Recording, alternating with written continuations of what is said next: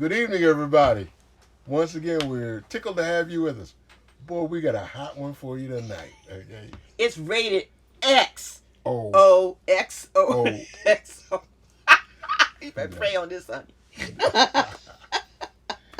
Yeah, once again, Lord, thank you once again for the opportunity that you've given us, Lord, to share our life and how you've been a part of our life and directed us and guided us to be where we are this day. And we are so grateful. Thank you, Lord. In Jesus' name we pray. Amen. Amen. Wow. Yes. So tonight, we're going to talk about our first romantic encounter. Yes. Ooh. Yeah. Our daughter just called and said, I need to talk to you, talk to y'all first. She said, what do you mean when you say encounter? I said, now look, you got to remember this. This happened 58 years ago, at least 58 years ago. Well, it couldn't happen any longer than that because I know you. But 58 years ago. So encounter I think it had a whole different meaning back then. They're adults. They know what encounter means. No, not today. This is a different kind of encounter. Yeah. Okay. So I looked up encounter, and this is what an encounter is, according to Merriam-Webster. Actually, it was Google. And it said an unexpected or casual meeting with someone or something. And we had to key in on unexpected. Oh, gosh. Everything with you was unexpected. As I'm finding out more and more, you know.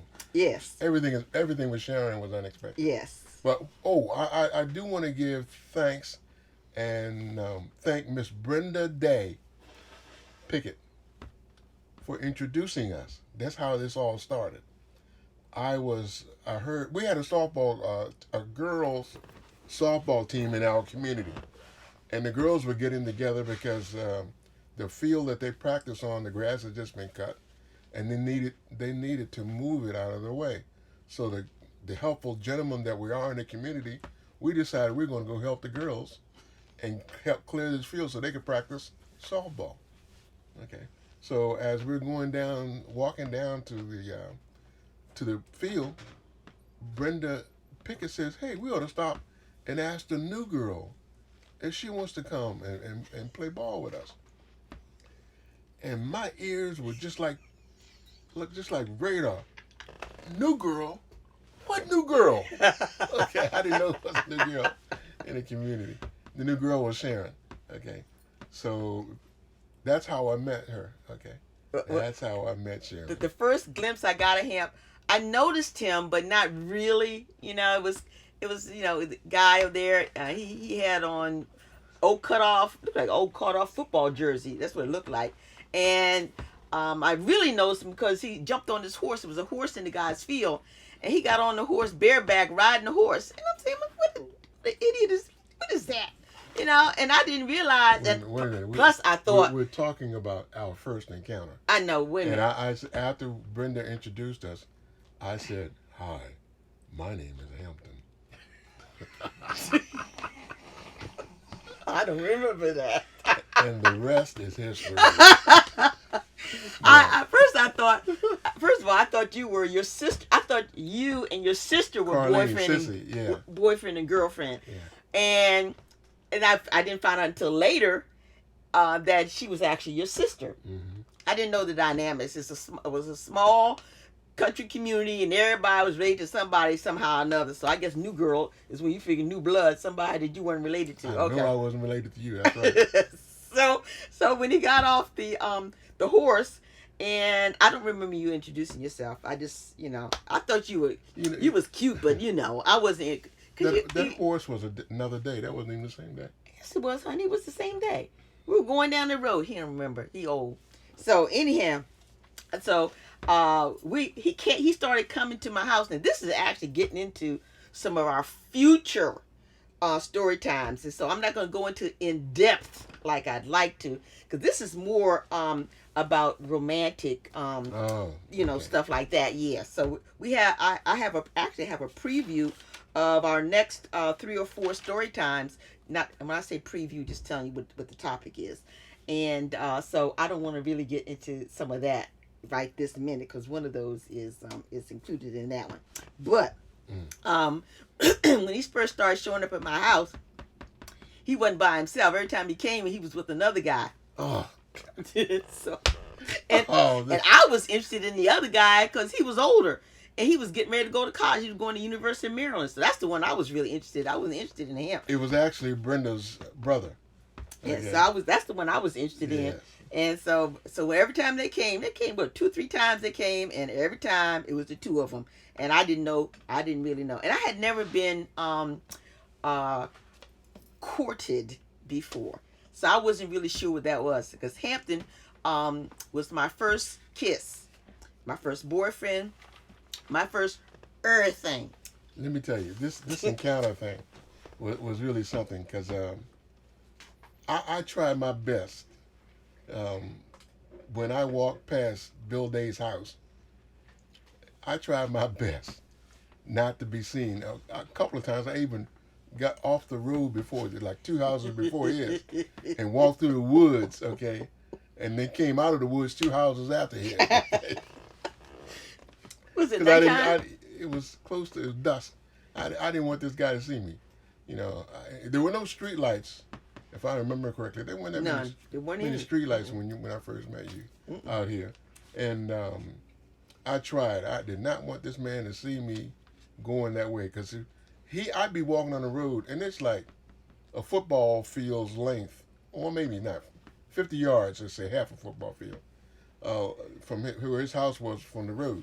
And he would holler, "Hey, Hemp, where you going?" I said, "I'm just going for a walk." "Well, let me walk with you." Said, that happened a couple of times. I had enough of that. So I figured I had to get away from this guy. Okay, I didn't need that. So he showed up at my house several times. We would sit and talk, and maybe this should have been the other one, but anyway, he came to showed up to talk. And the first time he came to the house by himself, fresh haircut, nice clothes. You could tell he had just bathed, because he was smelling all good. I guess you bathed. Yeah, I robbed my grandfather's Old Spice. I got his Old Spice. And showed up.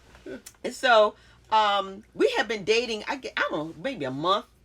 We've been, I'm saying dating. We weren't really dating. He was just coming by to say hi. And this one time, we had never hugged or anything.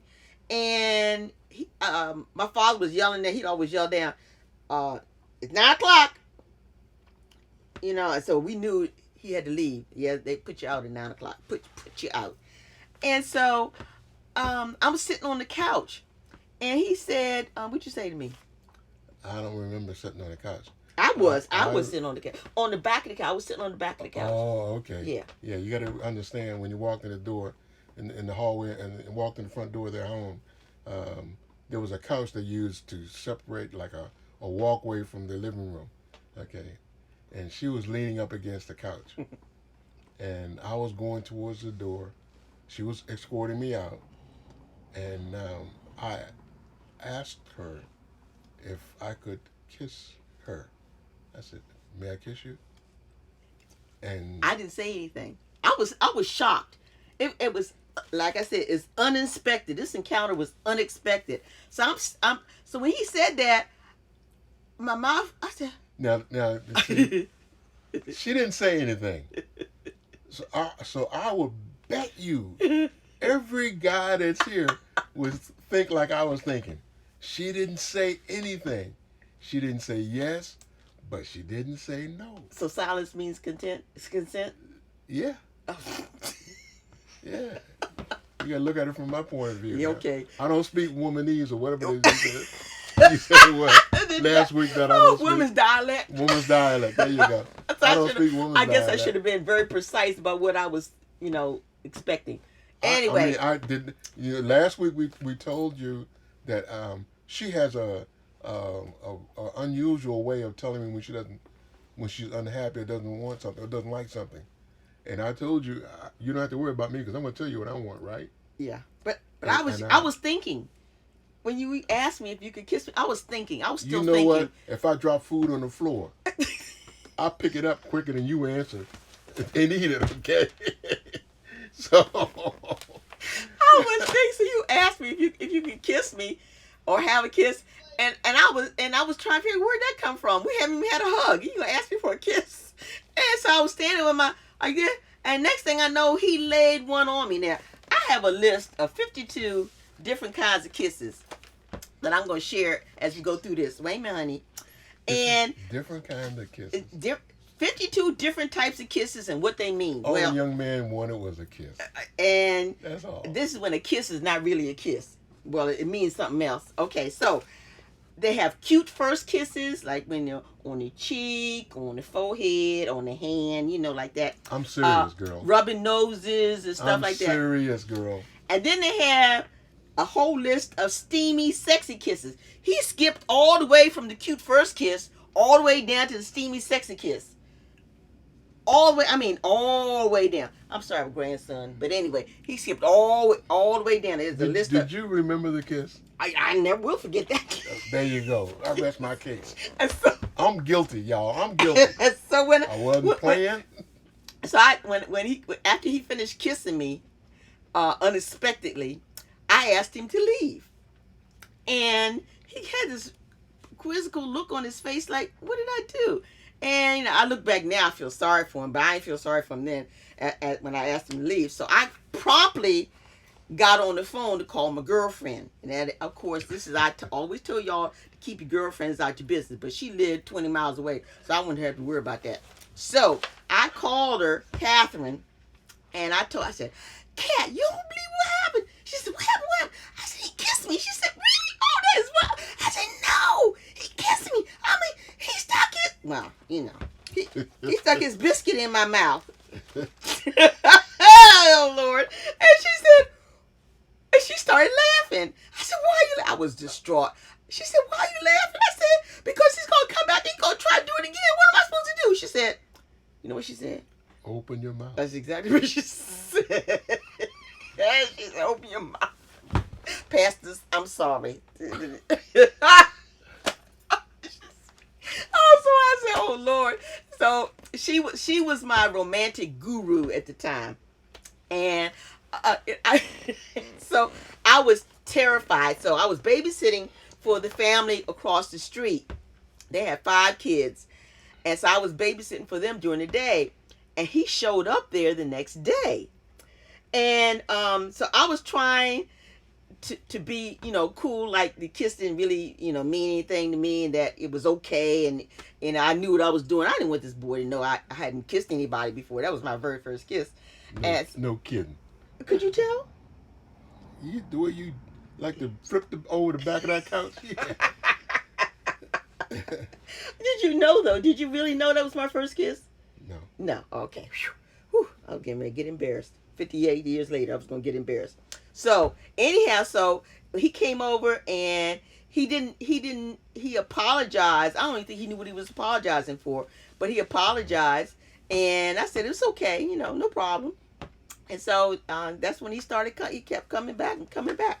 Yep. Yeah, I was a glutton for punishment. Is it what? Secret Hampton. I can't get this. Oh, you got the thing on. You did. Oh, okay. Here you go, right here. Oh. Yeah. Right there. Okay. All right. That's not it, honey. I don't know. Hamp, I can't get it back. Okay. All right. Then, as like I said, we were talking about all the different types of kisses and how you can weave these into your relationship at any point in your relationship. Hopefully, you leave the steamy, sexy ones for after you engaged or almost married or whatever. But if you're already married, these are real, and I'm gonna post a link for this on our Facebook page so that you can look at some of the So you can look at some of the different types of kisses. Nose kiss. They had one called a butterfly kiss. I didn't know what that meant. That means you kiss here and here and here and here. You don't kiss the lips. That would be sweet. And the cheek kiss. These are the ones I was expecting. I was expecting the cheek kiss and the forehead kiss and the hand kiss and even the Eskimo kiss. I was expecting that, or a little peck, or something like that. But I wasn't expecting all the other thing there with the biscuit, with the sausage and the gravy all in one kiss. I wasn't expecting that one, so I was caught a little off guard. But anyway, so then we also have five additional ways, because the other two books came in. Oh, excuse me. The other two books came in.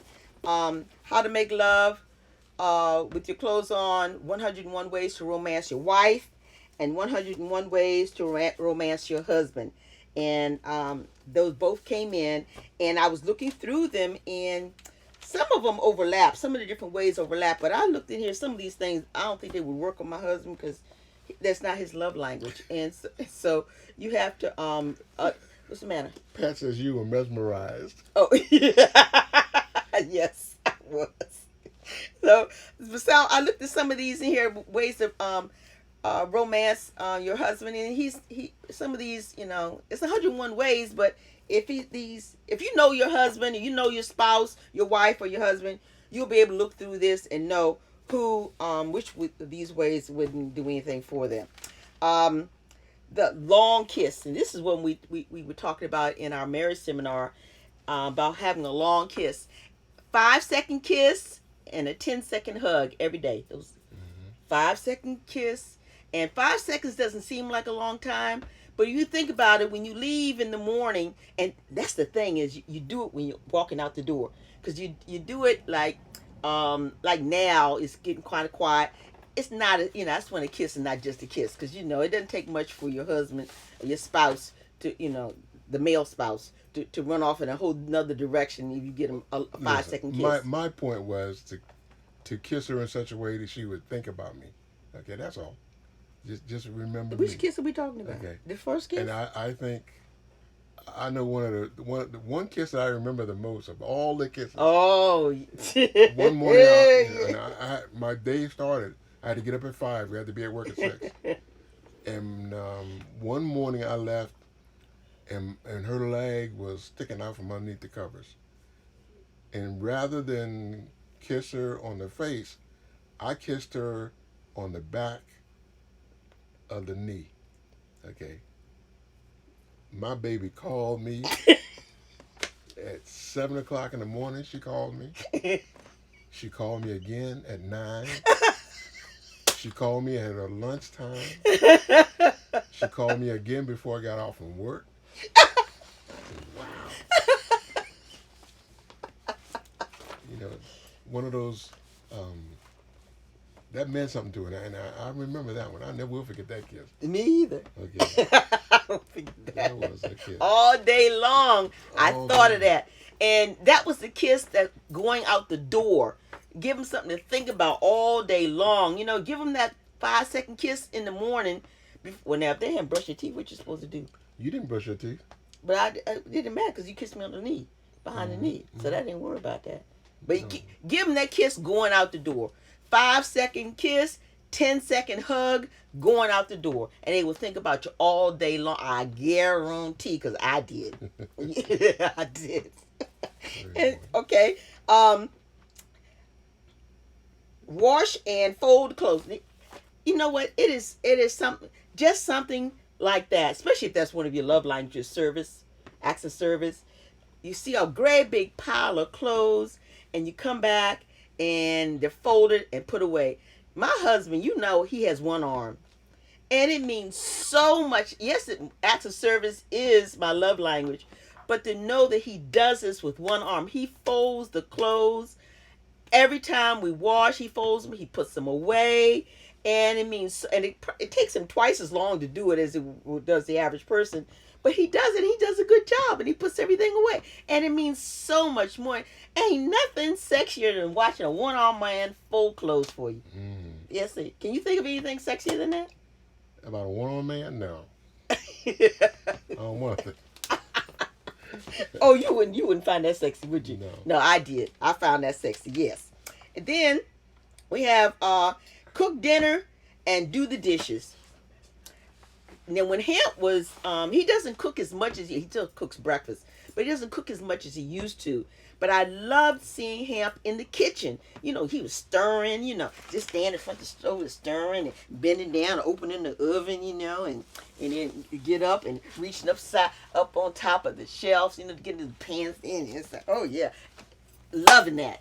Yes, I think that's awesome. Try it, man, and your wives, they would love that. Fixing, cooking dinner and doing the dishes.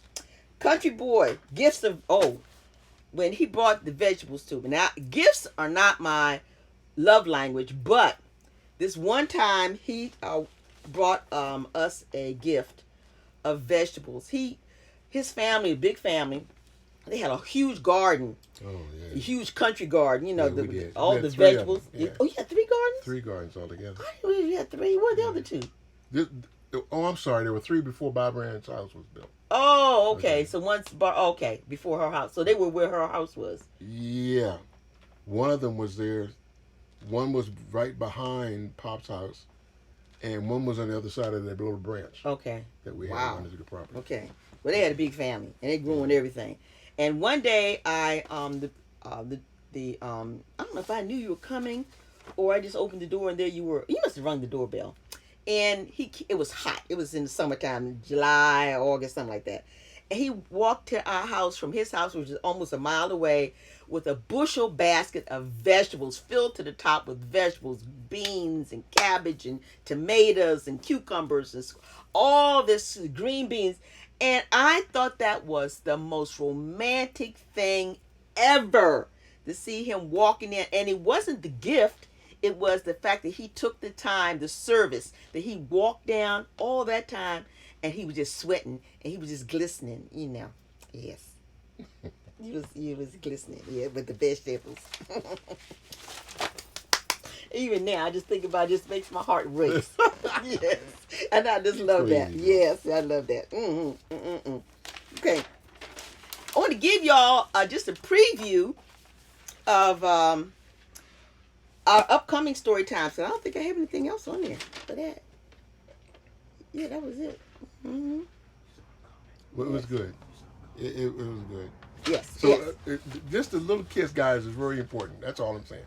Kissing, like, doesn't have to. You don't have to expect anything in return. Just to make her think about you during the day. Yes. That's all you want to do. It's the ones going out the door that mean the best, that mean the most, because it makes us think about you. So when you come home, we can greet you appropriately. Or whatever. Oh, yeah. Greet me appropriately. That's another one. You got to be careful about how you greet people appropriately when you come in your house. I got a Valentine's gift one day. Oh. Yes. I got it. I don't know why, but the guys I sang with, it was a Valentine's Day, and normally they wouldn't do anything because it's Valentine's Day. Well, this day they decided they're going to still have rehearsal. Some important event was coming up. We were doing, okay. So when I came home, I unlocked the door. My beloved was standing there in her red high heel shoes with a bow on her. And I was, wow, okay. But the problem was, I had my brother-in-law with me. Uncle Jude. Oh, I thought I was going to die. Yes. Yes. Oh, He was at the door? yes. He was coming in the house with me. Because I had something I had to give him. Okay. And Happy Valentine's Day, Junior. Oh, it was something. And he commented, gee, brother-in-law, maybe I ought to go home now. It was something, boy. It was something. Okay, that was so funny. And every time, for the longest time, he would remind me of that. Okay, is it Valentine's Day? And he got the crowd rehearsal like the next week. Hey, man, don't none of y'all go home with him on Valentine's Day, okay? Oh, my God. Oh, my goodness. It was really funny. Yeah. It is now. Yeah. 30 years later. Hey, girls, happy Valentine's Day. Yeah. Great. Yeah, I didn't know that was an unexpected encounter you just right there. Okay. There are more of those. Okay? Oh yeah, well, okay. Living with this one, I got a whole bunch of them. All right, upcoming story times. We have one about when we first got married, how we were almost evicted from our apartment. Okay. Yes. And another one, this is really a good one. How to pray for your spouse and fall in love again.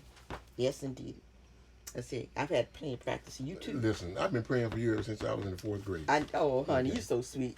It's the truth, right? Well, it wasn't for me. 4th grade, I've been praying. It was for you. Okay. I prayed, Lord, I don't understand this math. I don't understand this, what I'm doing here with this stuff. Please help me understand, because I want to have a family one day. Oh. I want to have a wife and 4 children. Oh, we missed, didn't we? Yeah. Oh, wow. Yep. And I want my wife to be just like that girl I saw in that movie. Little Chinese girl. But help me understand this, man, please. Oh, I'm not Chinese. I know. I know. Oh, well. Okay. Yeah. And then that was called In Sickness and Health, about how to pray for your spouse and fall in love again in sickness and in health. Yeah. Okay. Then another one will be the art of courting and sparking. You kind of touched on it tonight. Mm-hmm. And then y'all got to understand. Sharon reads a lot. She reads a lot. And I remember when I was in the Army, every time I got a letter, there was something, an article she had cut out of a magazine or Bride's magazine, trying to educate me on how our life was going to be, or how to be married. Okay, out of a magazine. It was Bride's magazine. I don't care what it was. Bride's I'm magazine. reading this stuff. I was like, what does this girl think? Yeah, I'm a country boy. Okay. Well, I think country boys didn't know how to do nothing. Oh.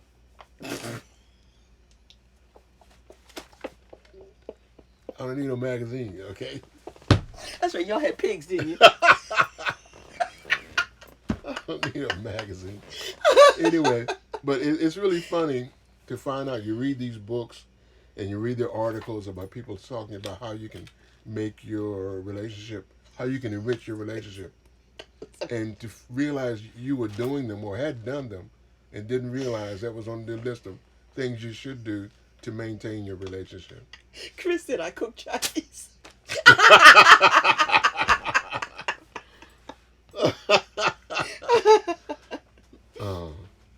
Okay. All right. Yeah, they like the going out the door kiss. That's it. Mm. You know. Yeah. And because sometimes we hold back when during the day when if you're home, we kind of hold back how we really want to kiss you because we know sometimes, it's not just a kiss. And so. Oh, you're right. It's setting up something for later. Yeah. Yeah, but when you're going out the door, it's different. We just receive it differently. Okay. Mm-hmm. Yeah, just receive differently. I like the going out the door kisses. Hit the road, Jack. Don't you come back no more. No. What? No, it's just that it's not the expectation of having the of making biscuits and gravy going out the door. Or the intimacy. Yeah. Well, anyway, I was gonna say all that. Mm-hmm. Yeah. Anyway, because we got preachers on here. Anyway. Yes. Yes. Okay. But it is very important. Mm-hmm. A little kiss in the morning. A little kiss during the day. Sometimes she walk by me. I just go. I don't do like 45 did, and feel all over people. But I do touch her. Okay. Okay. I think we have come to the end of this. This is getting me degraded to something else. There is a difference. Okay. It is 9:29. Yes, it is Okay. 9:29. We're done, honey. Are we done? Well, I thank you for your 30 minutes. I hope we didn't bore you. Okay. But we do have some more stuff we want to share. Yeah, we do. And I need to go talk provocatively to him. Ooh, Yes. wow. Bye, guys. We love you. Good night, folks. Good night.